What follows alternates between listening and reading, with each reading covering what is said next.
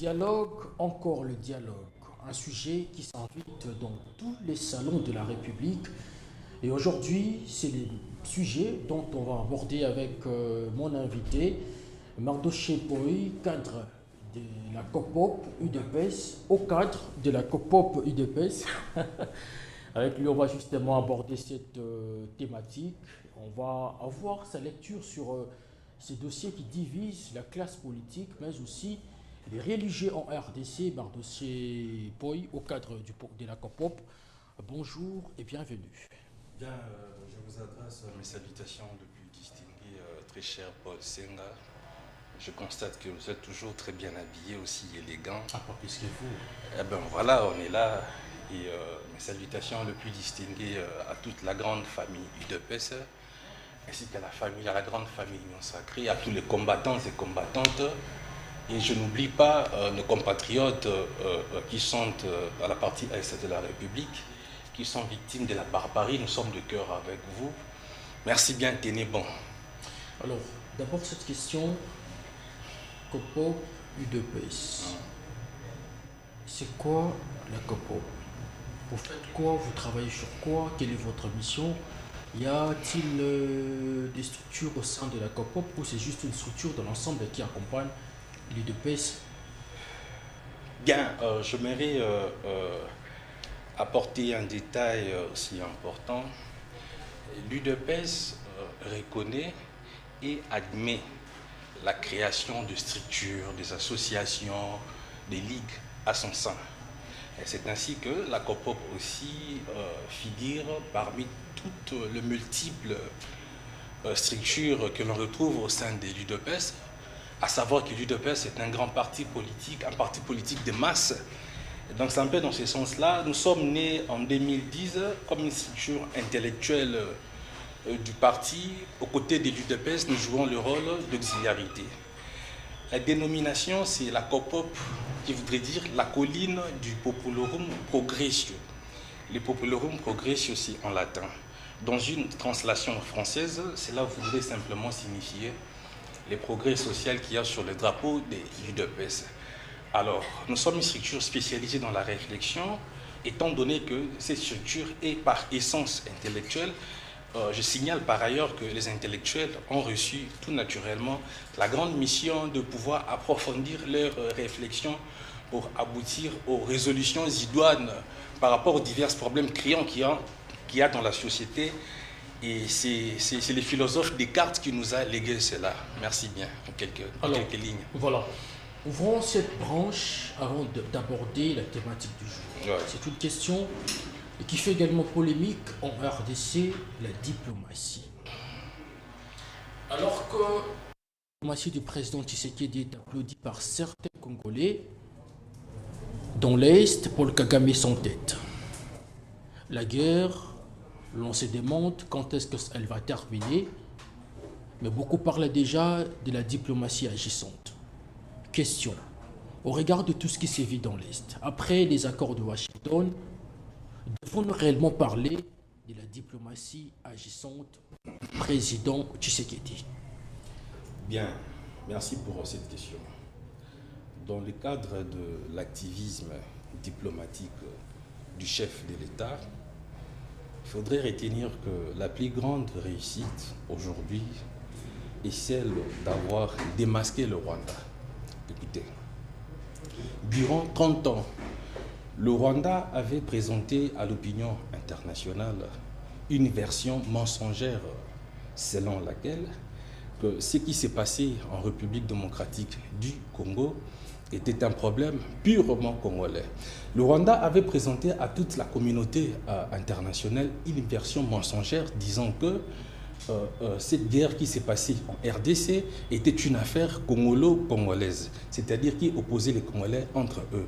Et c'est comme ça que vous avez même constaté que le Rwanda s'est organisé en créant le M23 sous un caractère ambivalent, c'est-à-dire la coexistence des Congolais et des Rwandais qui sont largement supérieurs au sein de ces mouvements. Puisqu'il faut signaler aussi que les Congolais sans conscience qui ont adhéré dans cette histoire ne sont que des simples figurants. Mais les principaux protagonistes sur terrain, c'était des Rwandais, ce sont des Rwandais. à l'instar de Joseph Kabila, Moïse Nyarugabo, Sulutani Makenga, Bisi Makara, Azarias Rouberois et j'en passe. Dans cette configuration de choses, la stratégie était telle qu'il fallait faire croire au monde entier qu'il s'agissait d'une rébellion congolaise. Un peu comme pour dissimuler malicieusement leur implication dans cette guerre-là. Or, la Charte des Nations Unies définit l'agression, puisque nous sommes dans une agression, définit une agression comme l'usage à la force militaire d'un État contre la souveraineté, l'intégrité territoriale d'un autre État, et c'est ce que nous avons vécu, connu malheureusement avec le Rwanda. Maintenant, c'est grâce à la diplomatie exceptionnelle du chef de l'État, Félix Tshisekedi Antoine Tshilombo, que la vérité a éclaté au grand jour, que le monde entier découvre finalement que c'est le Rwanda qui est le véritable agresseur de la RDC. Voyez-vous? Et c'est comme ça que vous avez même vu que le Rwanda est isolé. Parce que dans le volet économique, n'oubliez pas que le Rwanda avait signé des protocoles avec l'Union européenne qui est le principal receleur de nos ressources pillées. Alors le Rwanda avait signé des protocoles avec l'Union européenne concernant les matières premières qu'il ne possède pas dans son sous-sol. Mais récemment, vous avez vu le chef de l'État qui a pris part à une réunion de haute facture aux États-Unis, puisque les États-Unis cherchent maintenant à construire sa base de la réserve stratégique en ce qui concerne les minéraux. Or, dans de pareilles réunions, autrefois, nous étions représentés par la rwandocratie, par le Rwandais. Et donc, c'est pour dire que le chef de l'État a repris le contrôle de choses et que la RDC est en train de refaire la surface. La RDC est en train de retrouver dignement sa place au concert international. C'est déjà un bon présage. Donc, vous estimez que la diplomatie de Félix Tshisekedi met dos au mur pour le Kagame? Mais je vous dis que tout à l'heure, je vais réitérer un élément que je n'ai pas explicité tout à l'heure. Aujourd'hui, Kagame reconnaît et avoue qu'il y a collaboration entre le Rwanda et l'AFC M23, y compris son serviteur, Corneille Nangaa.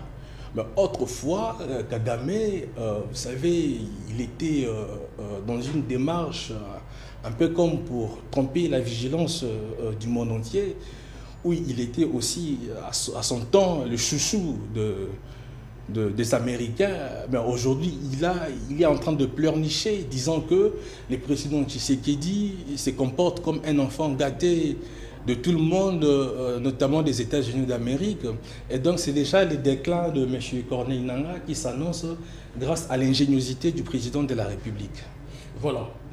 Alors, on aborde la thématique du jour. Voilà. Les dialogues. Question directe. Pourquoi dialoguer aujourd'hui et pas demain? Bien, merci pour cette question, très cher Paul Senga.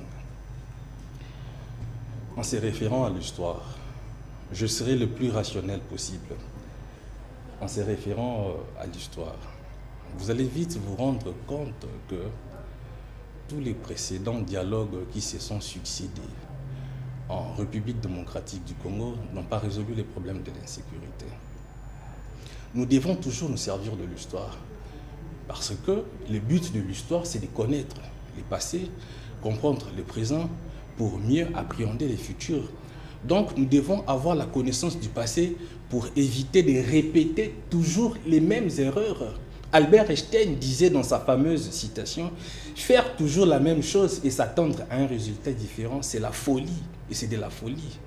En effet, vous conviendrez avec moi que dans l'histoire politique congolaise, il y a eu autant de dialogues qui, malheureusement, n'ont pas produit les impacts concrets relativement à la situation sécuritaire. Ça, c'était la première des choses. La deuxième des choses, c'est Gundo. Le dialogue devient rédhibitoire à cause de la présence de ceux-là qui ont versé le sang de nos compatriotes. Se mettre ensemble autour d'une même table avec les auteurs de tueries, écoutez, c'est jeter de l'opprobre sur la mémoire de nos compatriotes parce que ceux-là qui sont tués méchamment, ceux qui sont décédés tragiquement, n'ont-ils pas droit à la justice? les familles endeuillées n'ont-elles pas droit à la justice? Donc il ne faudrait pas ici donner l'impression qu'il existe les sous-hommes et les super-humains exemptés de toute poursuite judiciaire au nom de la fameuse cohésion nationale. La cohésion nationale, je l'ai dit autrefois, jadis, qu'elle ne peut nullement consacrer, je vais dire, l'impunité. C'est ici l'occasion pour moi d'exhorter le chef de l'État, le président de la République, à rester fidèle à son cheval de bataille qui est l'état de droit, puisque la loi doit exercer, n'est-ce pas, son pouvoir. Par ailleurs, nous risquons de normaliser, nous risquons de pérenniser les comportements antipatriotiques. Lequel comportement qui consiste à prendre les armes contre son propre pays, tuer les innocents méchamment comme ça, pour réclamer ses propres intérêts. Vous avez vu Corneille Nangaa, qui vous a fait récemment une révélation concernant la raison de sa rébellion. Il a parlé des carrés miniers, c'est de la frustration. Les carrés miniers dont il est incapable d'expliquer valablement l'acquisition. Et donc nous disons qu'avec l'UDPS, c'est le changement du narratif et du paradigme. On ne peut pas céder aux caprices. Il faudrait que ceux qui ont, n'est-ce pas, eu le courage de verser les sangs, d'endeuiller les familles, les multiples familles, les innocents, doivent subir la rigueur de la loi. Autre chose qui énerve toujours dans cette question, puisque cette question suscite fortement débat dans les communs de mortels, ça et là, les mêmes qui sont à la recherche du dialogue pour résoudre les problèmes de l'insécurité, ce sont les mêmes qui créent toujours l'insécurité. Autrefois, on nous a vanté ici Kabila, c'est lui qui avait unifié les pays, Sun City et consorts. Mais aujourd'hui, c'est Kabila qui cherche, c'est les mêmes Kabila qui cherchent à diviser les pays. Comment ça? Mais Kabila, c'est les responsables de l'AFC. Vous dites comment ça? Vous ignorez cela? C'est les responsables de l'AFC. Vous avez des preuves? J'ai de preuves, bien sûr. J'ai de preuves. Kabila vous a dit ici que la démarche du M23 était une aspiration légitime du peuple. Il a normalisé cela. Or, lui, à l'époque où il était encore malheureusement par accident du parcours à la tête de notre pays, il était, n'est-ce pas, combattu par le même M23 que lui a cherché à dédouaner à un moment. C'est inadmissible, je ne comprends pas cela. Alors, partant de cet élément suffit pour faire une déduction selon laquelle que M. Kabila est responsable de l'AFC et c'est un Rwandais. Donc, si demain il y a dialogue, Joseph Kabila n'est pas le bienvenu, selon vous? Écoutez, monsieur Paul Senga, j'apprécie votre pertinence. Vous êtes un journaliste de taille. Mais je vous invite, vous, votre corporation de journalistes, je vous invite à l'humanisme, hein? L'humanisme et puis un sens de responsabilité. C'est une question. Nous n'avons que cette nation ici. Ceux qui sont morts là, apparemment vous ne vous rendez pas compte de l'ampleur, de la misère, de la souffrance, hein, je veux dire de la misère que nos compatriotes sont en train de subir. Parce que nous croyons que nous sommes épargnés avec nos familles, nos soeurs, nos cousines et nos nièces. On est en train de violer une fille à chaque 4 minutes, une fille de moins de 10 ans. Il y a des enfants qui ont moins de 5 ans et qui passent nuit à la belle étoile.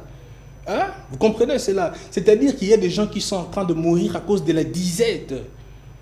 Ceux qui sont, n'est-ce pas, esclavagisés à Goma et à Bukavu sont en train de subir les traitements inhumains.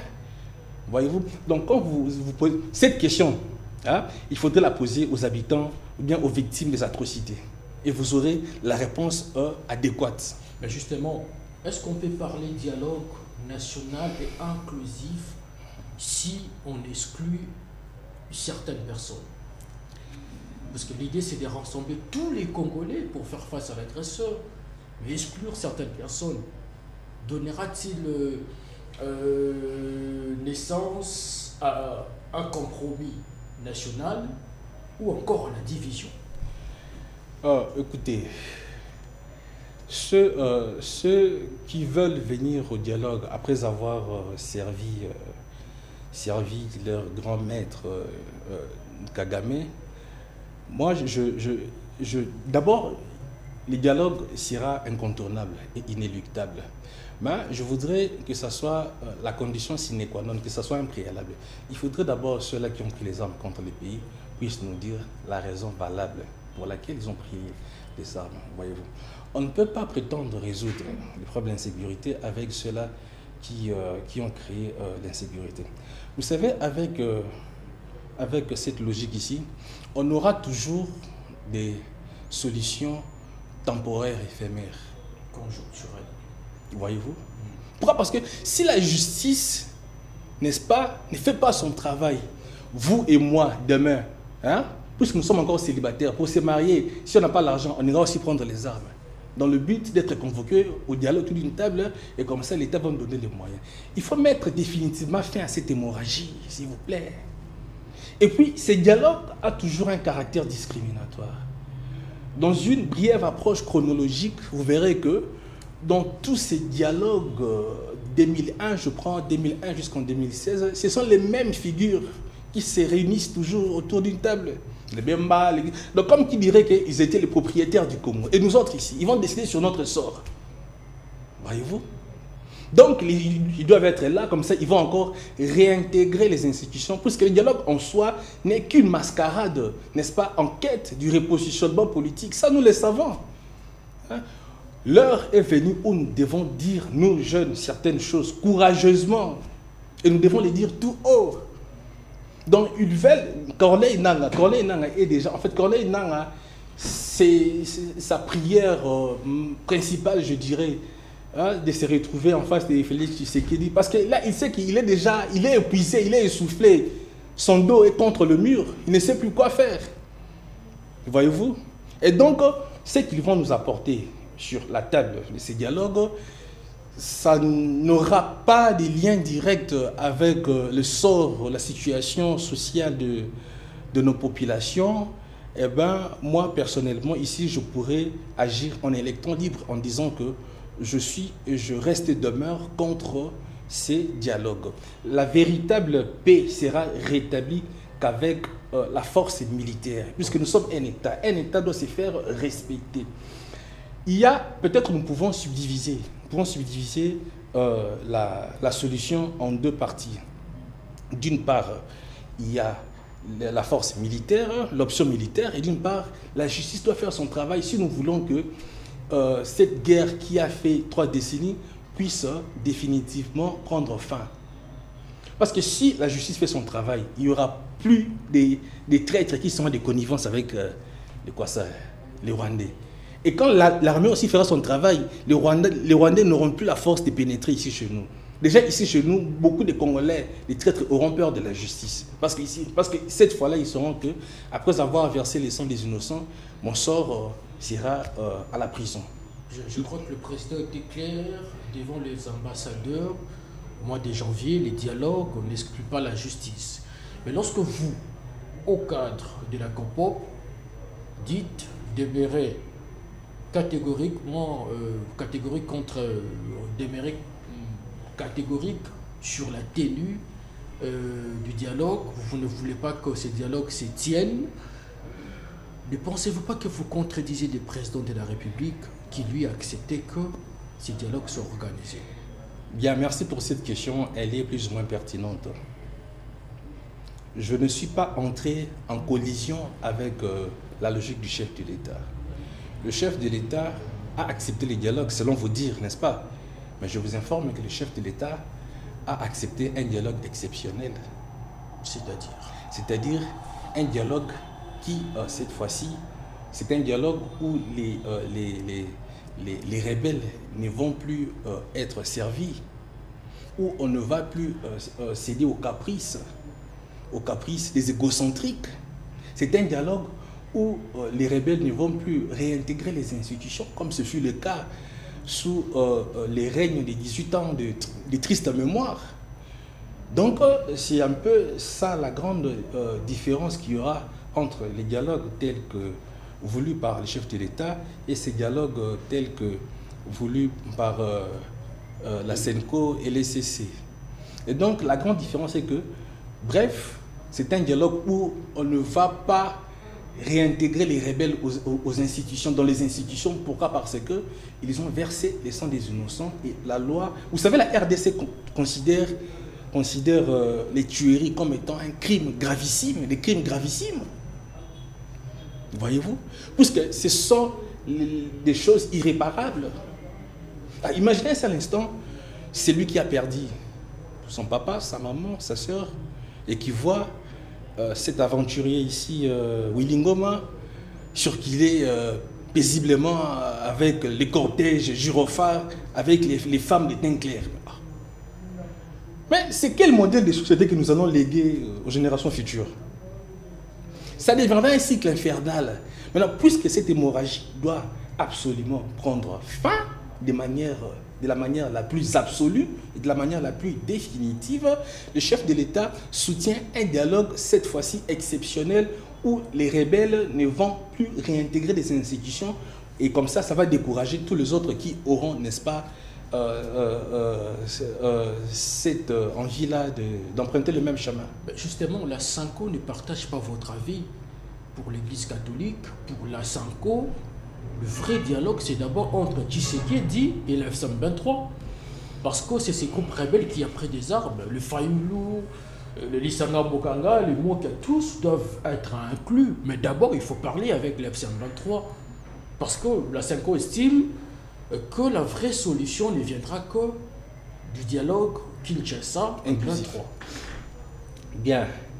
Vous savez, le Rwanda est très bien organisé. Comment ça? Le Rwanda est organisé ici chez nous, dans 3 dimensions. Expliquez. La première dimension, c'est la dimension politique. La deuxième dimension, c'est la dimension militaire. Et la troisième dimension, c'est la dimension religieuse, si je peux le dire ainsi. Alors, la dimension politique, vous voyez que le Rwanda est organisé à travers sa branche qui est les PPRD et les FCC. Les PPRD et les FCC, c'est la branche politique du Rwanda en RDC. La dimension militaire, l'organisation du Rwanda est illustrée à travers l'infiltration. Vous avez vu les Christian Chiwewe, les Yav, les Frank Tumba, les John Tumba, qui ont, n'est-ce pas, servi le Rwanda. Maintenant, le Rwanda est aussi organisé dans une dimension religieuse à travers les CC et la SENCO. C'est grave. Donc, le monsieur, cet individu que vous appelez Monseigneur, c'est un serviteur du Rwanda et de Paul Kagame. C'est grave. Et lui aussi a le même virus que les Corneille Nangaa et consorts, Ambongo et Fridolin, Ambongo et Kissa et Cholet. Ils sont dans la frustration. Pourquoi? Parce que la gratuité de l'enseignement est maintenant effective et d'application, que M. Kabila avait délibérément refusé d'exécuter puisque c'est constitutionnel. Vous voyez un peu. Et donc, que ce soit Corneille Nangaa, que ce soit Fridolin Ambongo, que ce soit Mouteba, que ce soit Cholet, que ce soit les Willy Ngoma, ils sont dans la frustration et c'est comme ça qu'ils ont créé une marmaille d'aventuriers pour embêter la République. C'est de la salopardie, ça n'a rien à voir. À quand le dialogue?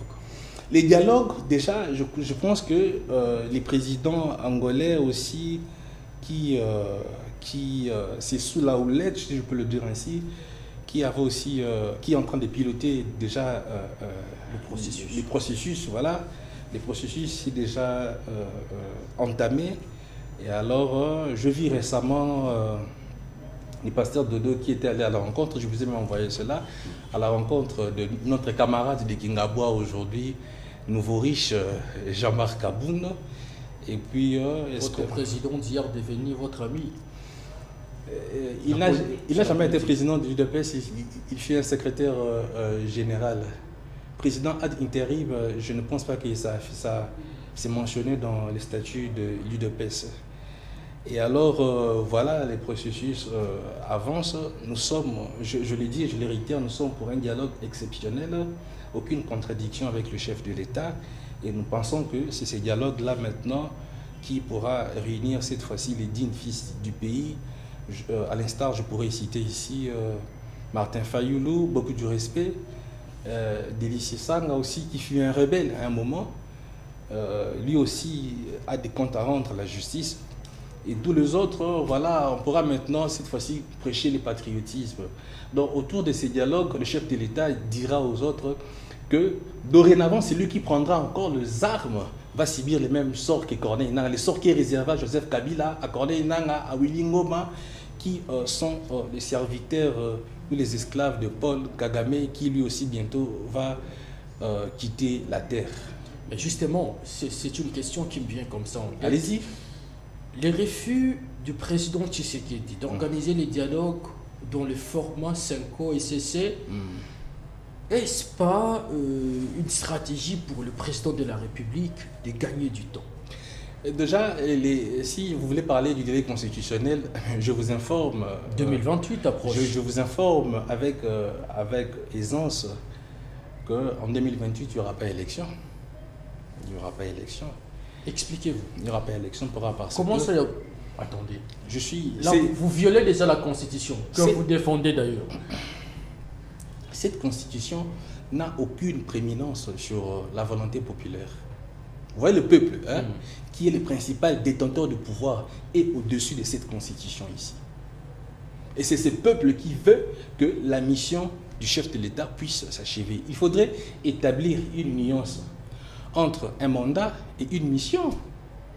Un mandat est tributaire aux règles de loi, aux textes constitutionnels, tandis qu'une mission, ça va au-delà. Ça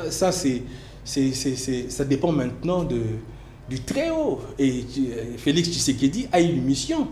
Alors, la raison valable concernant la non-tenue des élections dans les délais constitutionnels, vous savez combien de moyens d'argent que l'État congolais a perdu pour tenir, pour stopper, d'abord tenir les rebelles là où ils sont là. Est-ce que vous vous en rendez compte? C'est pas une raison. C'est une des raisons la plus valable parce que la guerre demande beaucoup de moyens. En même temps, tu sais qu'il dit, c'est un Moïse que le Seigneur nous a envoyé. En même temps, il vous a construit des universités. En même temps, il y a eu majoration des soldes des militaires. En même temps, il y a la gratuité dans la maternité. En même temps, vous voyez qu'il y a des choses qui sont réalisées en faveur de la population.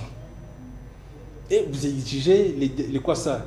Si, chers Congolais, si Tshisekedi quitte le pouvoir en 2028 ou après 2028, Kagame et les Rwandais et tous ces autres acolytes vont se frotter les mains. Vous comprenez? Donc aussi longtemps que cette insécurité va persister, Tshisekedi sera au pouvoir. Et puis, Tshisekedi, c'est l'homme qu'il faut pour que le Congo puisse sortir du trou et que le Congo soit remis sur la bonne voie. Et voilà. On risque de vous taxer des dialogues, des dialolistes. Les dialogues, je vous invite à retirer... non, je dis on risque de vous taxer. Ceux qui vont nous taxer... Je n'ai pas dit que vous êtes dialogue. Ceux qui vont nous taxer, sont les personnes de mauvaise foi. Cher ami, Kagame est en train de pleurer, de pleurnicher. Ah ben, tu sais qu'il était un homme extraordinaire. Je vous ai dit que, vous avez vu, je ne sais pas si vous avez suivi cette réunion dont je vous ai parlé tout à l'heure là, à laquelle le chef d'État a pris part à Washington. Oui. Dans les années antérieures. Et puis, au cours de cette réunion, Donald Trump a demandé à l'Assemblée d'applaudir le président de la République. Il a dit au président de la République, je vous demande très respectueusement de vous lever, comme ça vous aurez les applaudissements, mon cher ami. Donc en réalité, on a applaudi le Congo. Ne voyez-vous pas que de la manière la plus limpide que le Congo est en train de renaître. Et ça, c'est grâce à l'ingéniosité du président Félix Tshisekedi. Donc, Tshisekedi doit achever sa mission. Sa mission est de remettre le Congo sur le rail, c'est-à-dire dérwandaliser la RDC, et que Kagame puisse mourir. Et voilà, vous avez vu comment on a pu identifier les serviteurs de Paul Kagame au sein de notre armée. Les généraux arrêtés, les capitaines, tout ça, les renseignements également touchés. Donc, par quelle magie? C'est pourquoi on avait dit aux gens que l'UDPS, c'est la meilleure école politique. Ça, ce sont les enseignements du Sphinx, le grand esprit délimité. Et je vous informe que ça, ce n'est que le début. En 2028, il n'y aura pas élection Parce que le peuple veut que Tshisekedi puisse aller jusqu'au bout de sa mission. C'est également cette même population qui dit qu'il faut qu'il y ait élection en 2028. Dire l'opposition à sa population, vous avez votre population, la société civile également. On va croire à qui? Je m'étonne que, je ne sais pas, peut-être que vous voulez vous moquer de cette opposition. Depuis, ça va faire combien des années que l'opposition est incapable de réunir même 200 personnes? Félix Etienne Tshisekedi, les sphinx, les grands esprits délimités, avaient dit à son temps que une fois que l'UDPS est au pouvoir, l'opposition sera inexistante.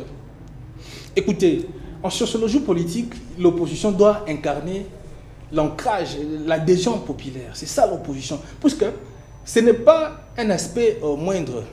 Quand vous êtes soutenu par une grande partie de la population, cela voudrait dire que la population croit en vous. Et que vous avez parce que c'est la population qui va vous mandater. Donc c'est cette population-là qui doit d'abord vous soutenir pendant que vous êtes dans l'opposition, doit accompagner votre combat pour que vous puissiez accéder au pouvoir afin de la servir, elle, cette population-là. Vous voyez ce que je veux dire? Mais maintenant, nous voyons une opposition qui est délaissée et la population se désolidarise d'une opposition qui souffre d'un leadership, carence de leadership. Vous voyez un peu, qui ça, leadership éclaté, Moïse Katumbi qui refuse de retrouver son pays d'origine qui est la Tanzanie ou la Zambie, qui ça, Délice Sarr, qui a versé le sang aussi de nos compatriotes à un moment donné. Et bien voilà, notre ami de Kingabwa, vous voyez comment il est maintenant essoufflé. Il vient maintenant de se rendre compte, c'est de réaliser que c'était grâce à l'UDPS qu'à un moment, il était devenu, il se croyait maintenant l'homme fort du régime. Et depuis qu'il a quitté l'UDPS, il retrouve maintenant sa vraie peau. Il réalise maintenant que la politique n'est pas facile. Et que l'UDPS, c'est le meilleur parti politique ici en Afrique et parmi les meilleurs partis politiques au monde. On chute avec ces deux questions. La première,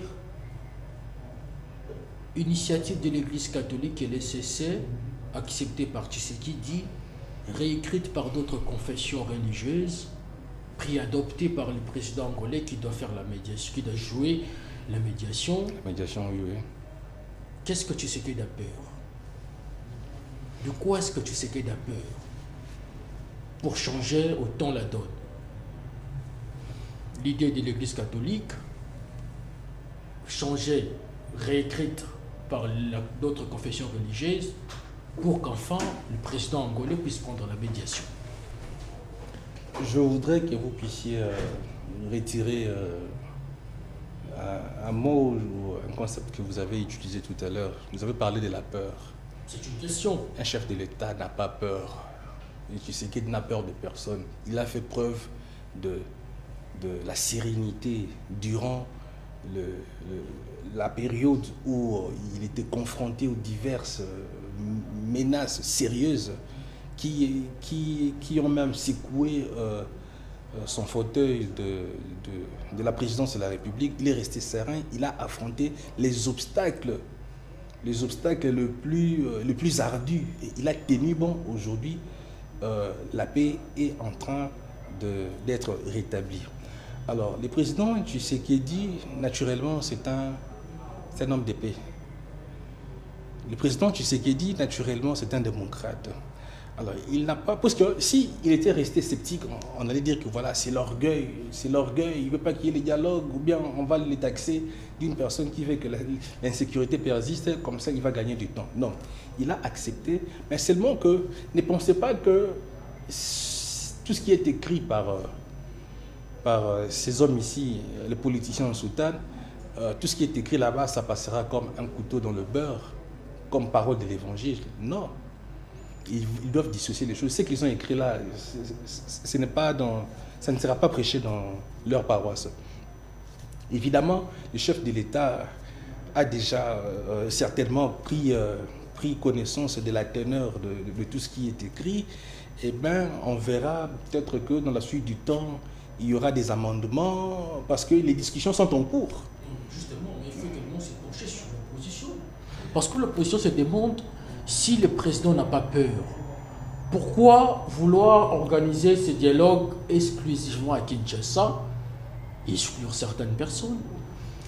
Il y a tellement de questions qui se posent. On a le droit de poser ces questions. Vous répétez le même mot qui me met mal à l'aise sur votre plateau. Non. De la peur. En tout cas, les questions sont miennes, les réponses sont vôtres. Mais si ces gens-là sont... C'est l'opposition. Pour l'opposition, le président Tshisekedi a peur. Ça, c'est un fait. Pour l'opposition. Ce n'est pas moi. Vous dites que le président, son Excellence, le président de la République, Félix Tshisekedi, veut que le dialogue puisse avoir lieu seulement à Kinshasa. Maintenant, pourquoi est-ce que ça doit mettre mal à l'aise ceux qui se considèrent comme les opposants, ceux qui se considèrent comme les vrais dignes fils de ces pays? Parce que j'estime que vous excluez certains de l'heure. Mais à Kinshasa, la porte est grandement ouverte. Kabila est opposant. Mais qu'ils viennent à Kinshasa. Ma tête à poignée est opposant. Mais comment venir? Parce que selon eux, vous avez utilisé la justice congolaise pour... Ils se reprochent. C'est ce que je vous ai dit tout à l'heure. Vous voyez un peu. D'abord, ils sont allés en exil. Je ne parle pas de l'exil, voyez-vous. Tous les autres, parce qu'il y a un peu une catégorie de ces aventuriers là, les Kissa, celui qui porte les monnières ici, Franck Diongo, et Mantata Pogno, Siet Kikouni, Claudel, ils sont nombreux, Moïse Katumbi, vous avez poussé à l'exil. Non, est-ce que vous savez c'est quoi être en exil? Est-ce qu'ils ont été inquiétés ici?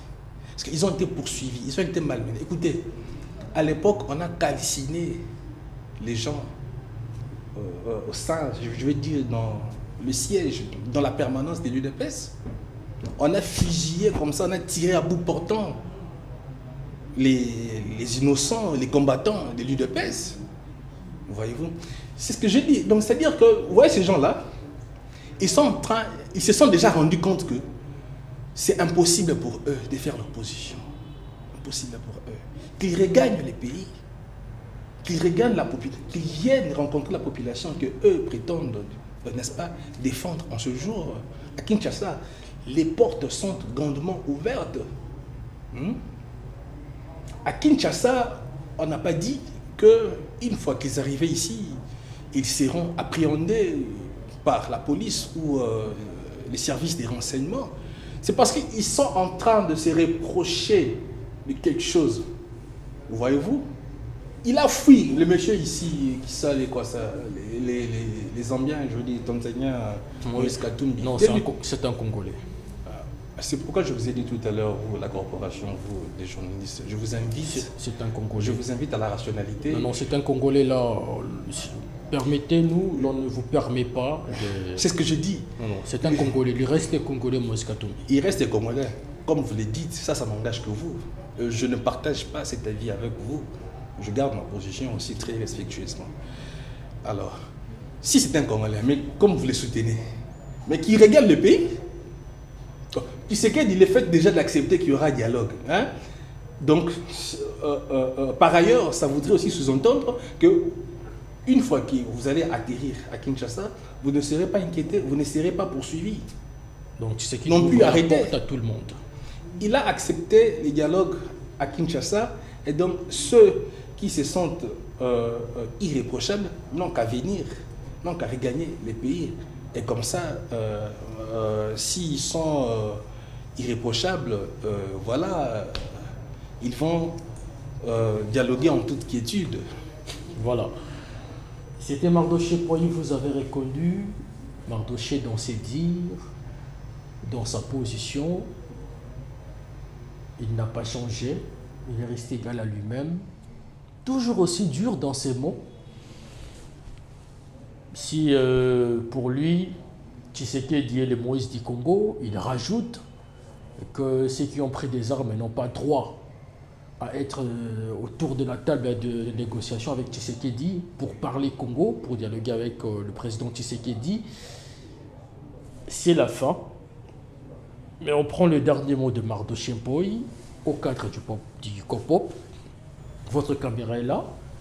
Adressez-vous à la population qui vous regarde. Est-ce que vous nous rassurez qu'il y aura élection ou pas?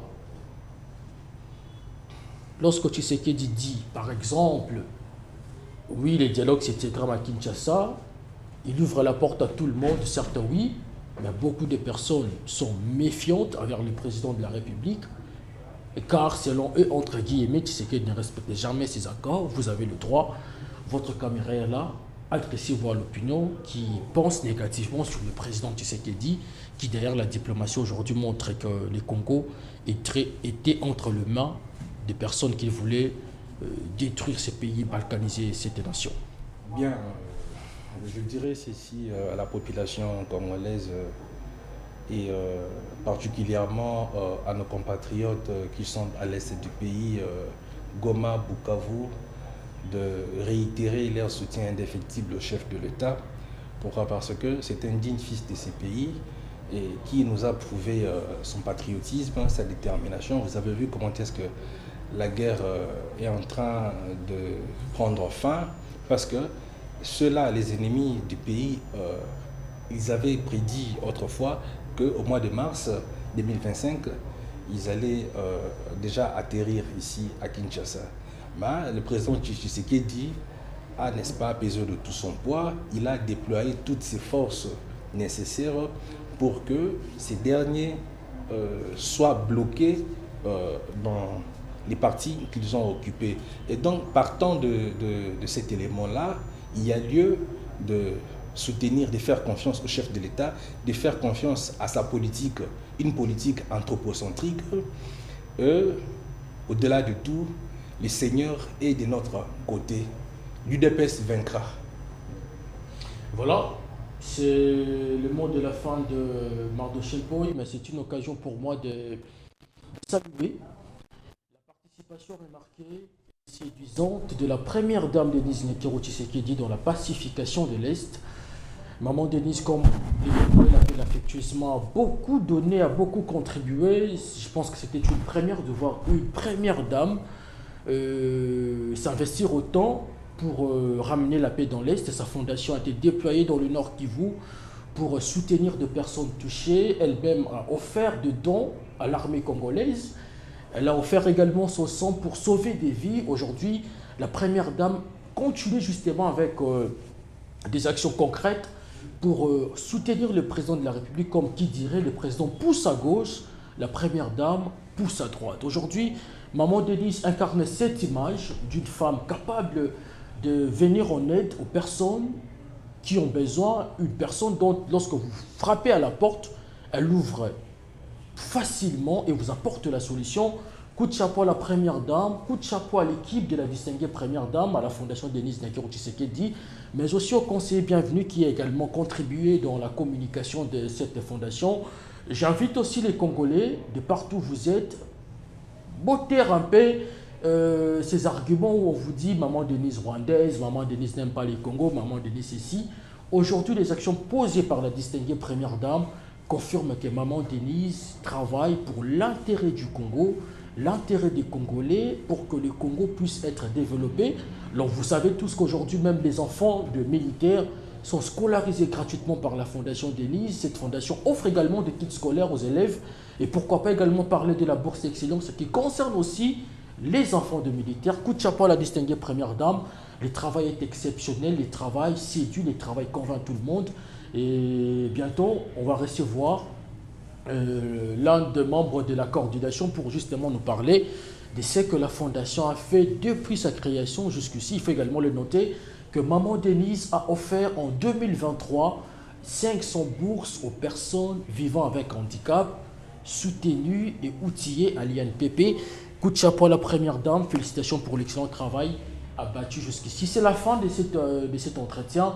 On se retrouve le vendredi prochain avec Gaël Mokuta. Avec lui, on va justement parler de la même thématique, les dialogues en RDC, à quand la tenue et pourquoi ça tarde. Merci à vous, Mardochée Poy, d'avoir répondu présent à notre invitation. Une très belle intervention. On a reçu des messages, des personnes qui ont salué ce que vous avez fait. On se retrouve certainement la semaine prochaine à toutes et à tous. Je vous dis, portez-vous bien et bonne suite de programmes sur nos antennes. Au revoir. Au revoir.